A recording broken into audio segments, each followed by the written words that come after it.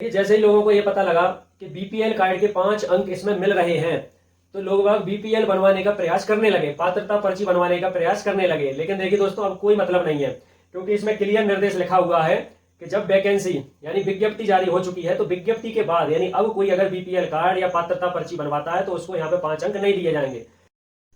देखिए दोस्तों, आज का वीडियो आप सबके लिए बहुत ज्यादा इंपॉर्टेंट है, क्योंकि मध्य प्रदेश में महिला एवं बाल विकास विभाग में आंगनबाड़ी कार्यकर्ता एवं सहायिका की वैकेंसी निकली है। तो एक वीडियो मैंने इस पर पहले ही बनाया था जिसमें अंकों के बारे में बताया था। इसमें कुछ लोगों के कुछ डाउट थे, वो मैं आज की वीडियो में यहाँ पे क्लियर करूंगा। तो इस वीडियो को बिल्कुल लास्ट तक देखें और इस वीडियो को शेयर कर दें, जिससे ज्यादा से ज्यादा लोगों तक ये जानकारी पहुंच पाए। तो देखिए, एक सबसे बड़ा डाउट था, इसमें हमें पता है कि बीपीएल राशन कार्ड जिसके पास होगा उसको अंक मिलेंगे। कितने अंक मिलेंगे? 5 अंक।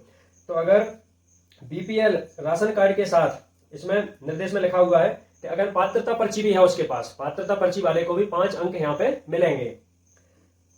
तो गरीबी रेखा के नीचे रहने वाले परिवार की सूची में आवेदका परिवार का नाम होने पर तथा बीपीएल राशन कार्ड गरीबी रेखा के नीचे जीवन यापन करने वाले परिवारों हेतु जारी पात्रता पर्ची, अंत्योदय अन्य योजना अंतर्गत बीपीएल परिवारों को जारी पात्रता पर्ची के लिए 5 अंकों का लाभ दिया जाएगा।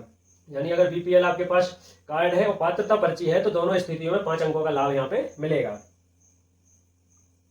इसमें एक और इंपॉर्टेंट जो बात है वो भी आप समझ लो कि अगर विवाहित आवेदिका है, यानी किसी महिला की अगर शादी हो चुकी है, तो विवाहित आवेदिका के गरीबी रेखा का राशन कार्ड जारी पात्रता पर्ची केवल पति के परिवार की ही मान्य होगी। जैसे अगर किसी महिला की शादी हो गई है, उसके माता पिता तो बीपीएल में आते हैं, यानी बीपीएल कार्ड उनके पास है, लेकिन जहां उसकी शादी हो गई है तो पति अगर बीपीएल में नहीं आता है, बीपीएल कार्ड नहीं है पति के पास, तो उसको 5 अंक यहाँ पे नहीं मिलेंगे। और इंपॉर्टेंट एक और बात है,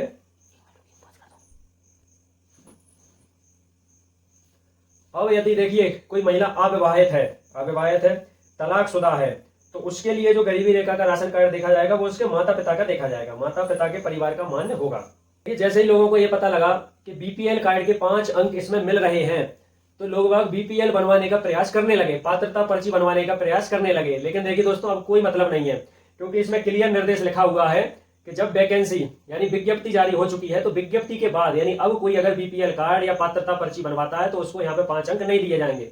जो बीपीएल कार्ड था वो पहले का होना चाहिए था, जब इसकी भर्ती नहीं आई थी, फॉर्म भरना इसके स्टार्ट नहीं हुए थे, विज्ञप्ति नहीं निकली थी, उसके पहले का जिसके पास बीपीएल कार्ड है उसके यहाँ पे 5 अंक मिलेंगे।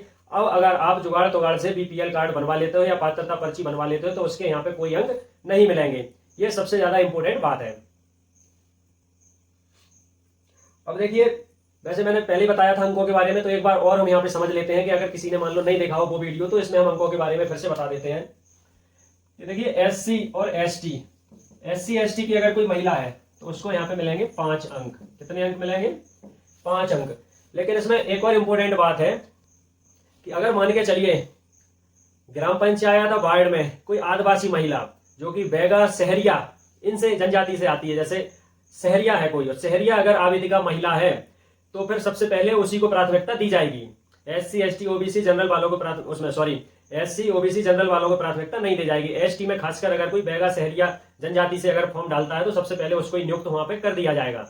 अगर कोई 2 आदिवासी ऐसे हैं, सहरिया, आदिवासी में तो सब आते हैं, लेकिन अगर वो सहरिया है और 2 या एक से ज्यादा होते तब उसमें फिर मेरिट बनेगी। अगर कोई एक ही सिंगल सहरिया महिला रहती है तो वो वहां पे पात्र है नियुक्ति के लिए। अब देखिए, गरीबी रेखा से नीचे जीवन यापन करने वाले महिला अभ्यर्थी को यानी बीपीएल और साथ में अगर पात्रता पर्ची उसके पास है तो इसके लिए भी कितने अंक मिलेंगे? 5 अंक मिलेंगे। और ये टोटल जो पूर्णांक रखा गया है वो 100 अंक का रखा गया है। कितना रखा है? टोटल 100 में से ये अंक मिलेंगे। अगर कोई महिला विधवा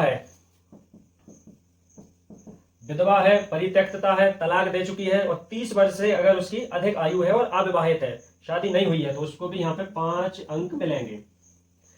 तो किसको मिलेंगे? अगर वो विधवा है, तलाकशुदा है या 30 वर्ष की उम्र हो चुकी है और अभी तक उसकी शादी नहीं हुई है, अविवाहित है, तो उसको भी 5 अंक यहाँ पे मिलेंगे।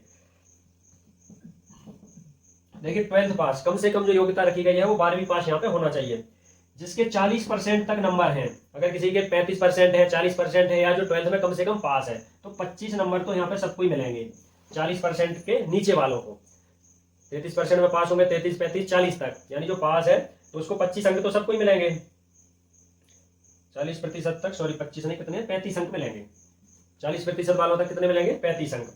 अब इसके ऊपर जितनी भी परसेंट है तो 2% पर कितने अंक मिलेंगे? 1 अंक। जैसे अगर किसी की 12th क्लास में मान के चलिए कितनी है? 80% है, कितनी परसेंट है? 80%। अगर उसकी 12वीं में 80% है तो इसमें हम देखें उसके 40% तक के लिए तो 35 अंक हो जाएंगे, ठीक है। अब जो ऊपर की 40% है तो 2% पे 1 अंक मिलेगा, तो 40% पे कितने अंक हो जाएंगे? 20 अंक। तो टोटल जो अंक बनेंगे वो बन जाएंगे 55 अंक, यानी 80% वाले के कितने अंक बन जाएंगे? 55 अंक। तो इस तरह से 12th की परसेंट पे यहाँ पे अंक बनेंगे। अब देखिए इसमें एक और जोड़ा गया है, स्नातक ग्रेजुएशन। अगर ग्रेजुएशन किसी भी सब्जेक्ट से है तो 10 अंक यहाँ पे आपको मिलेंगे। स्नातक वालों के लिए 10 अंक। पोस्ट ग्रेजुएशन या इसके ऊपर किसी के पास कंप्यूटर डिप्लोमा है, कोई अन्य भी डिग्री डिप्लोमा है, तो उसका अलग से कुछ नहीं मिलेगा। स्नातक यानी ग्रेजुएशन है तो 10 अंक मिल जाएंगे, ऊपर कितनी भी डिग्री कर रखी हो अलग से उसको कुछ नहीं मिलेगा। अब देखिए एक और जोड़ा गया है इसमें, बोनस अंक। बोनस अंक, बोनस अंक कितने हैं? 10 अंक। अब बोनस अंक किसको मिलेंगे ये भी आप अच्छे से समझ लो। कोई आंगनबाड़ी कार्यकर्ता है या पूर्व की मिनी आंगनबाड़ी कार्यकर्ता है या सहायिका है, तो उसकी अगर मृत्यु हो जाती है तो उसकी अगर कोई बेटी है तो उसको 10 अंक यहाँ पे मिलेंगे। कितने अंक मिलेंगे? 10 अंक। तो अगर कोई कार्यकर्ता या मिनी आंगनबाड़ी के साथ कोई दुर्घटना घट जाती है और उसकी अकस्मात मृत्यु हो जाती है तो उसकी कोई बेटी अगर आवेदन करती है तो 10 अंक मिलेंगे, क्योंकि इसमें अनुकंपा नियुक्ति नहीं होती है। अनुकंपा नियुक्ति इसमें है नहीं तो फॉर्म इसमें भरना पड़ेगा। तो इस तरह से यह टोटल 100 अंक का होता है। अब वीडियो को बिल्कुल लास्ट तक देखते रहें, और भी कुछ इंपॉर्टेंट जानकारी है इसके लिए जो मैं आपको बता रहा हूं। और अभी तक अगर वीडियो को लाइक नहीं किया हो तो लाइक कर दो, और शेयर नहीं किया हो तो इसको शेयर जरूर कर दो, जिससे ज्यादा से ज्यादा लोगों तक ये जानकारी पहुंचे। और देखो इसमें एक और खास बात है कि जो भी मेरिट सूची जारी की जाएगी वो अगली 1 साल तक रहेगी। यानी बीच में अगर मान लो आपके गांव में कोई आंगनबाड़ी सहायिका या कार्यकर्ता बन जाता है, 1 साल के भीतर उसकी और अच्छी बड़ी नौकरी लग जाती है, तो वो आंगनबाड़ी सहायिका या कार्यकर्ता का पद छोड़ेगी, तो अलग से उसके लिए नियुक्ति नहीं होगी। उसके बाद जो मेरिट में दूसरे नंबर पर होगा गांव की महिला जो दूसरे नंबर पर होगी तो वो वहां पे पात्र है। यानी एक बार जो मेरिट बन रही है, ऑनलाइन फॉर्म भरोगे तो वो पूरी 1 साल तक मेरिट पर ही चलेगी। ऑनलाइन फॉर्म भरते समय जो भी डॉक्यूमेंट है वो सभी लगाना है। अगर ऑनलाइन फॉर्म भरने में मान के चलो कोई डॉक्यूमेंट तुम्हारा छूट गया, मान लो ग्रेजुएशन की मार्कशीट तुमने ऑनलाइन में नहीं लगाई, तो बाद में आप सोचो कि बाद में फिर वो ग्रेजुएशन की मार्कशीट हम जोड़ दें, तो 10 अंक तुम्हें बाद में नहीं मिलेंगे। जो कुछ डॉक्यूमेंट है वो सब अभी आपको अपलोड करना है और अभी वहां पे लिखना है कि ये हमारे पास डॉक्यूमेंट है।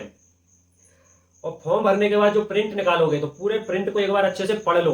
हो सकता है ग्रेजुएशन के अंक तुमने कुछ और बताया और कंप्यूटर वाले ने जल्दबाजी में फार्म भरने में गलती कर दी हो, या और कोई जानकारी नाम में, पिताजी के नाम में, जन्म तिथि में ऑनलाइन फॉर्म भरते समय उसने गलती कर दी हो, क्योंकि दुकानदार के पास हो सकता है बहुत भीड़ रहती है, वो जल्दबाजी में काम करता है। तो जब भी फॉर्म भरो प्रिंट निकलवाने के बाद एक एक चीज अच्छे से पढ़ लो, क्योंकि इसकी 4 जुलाई लास्ट तारीख है। फिर 3 दिन और मिलेंगे सुधार के लिए, तो 7 तारीख तक सुधार करवा सकते हैं, 7 तारीख के पहले पहले।